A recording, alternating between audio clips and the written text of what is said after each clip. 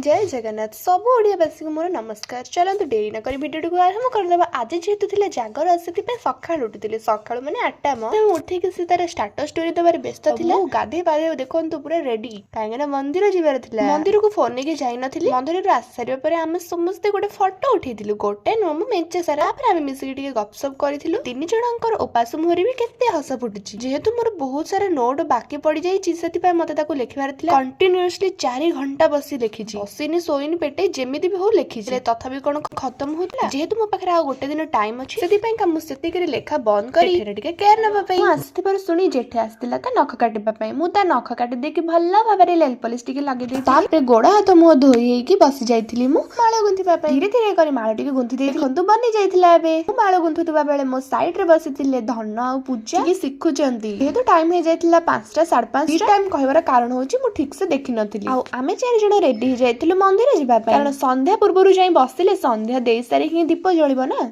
मंदिर पाखरे पहुंची हमें आमे दीप बंदे जळेबाकू लागिलु। बहुत लोग अल्प समय जळे पळोथिले। बहुत लोग लगे देकी पळोथिले। एतिके जेते जण बसिचते जे के फास्ट रो लास्ट बंद पूजा सरसरु हमर प्राय गोटे ही जाइथिला। घरକୁ आसी खाइ सारी आज दिन मोर कंप्लीट रे गला। आपण माने जदी जागर करूछन हर हर महादेव लिखबे। सती मन रहूची पुणी देखावा नेक्स्ट ब्लॉग रे।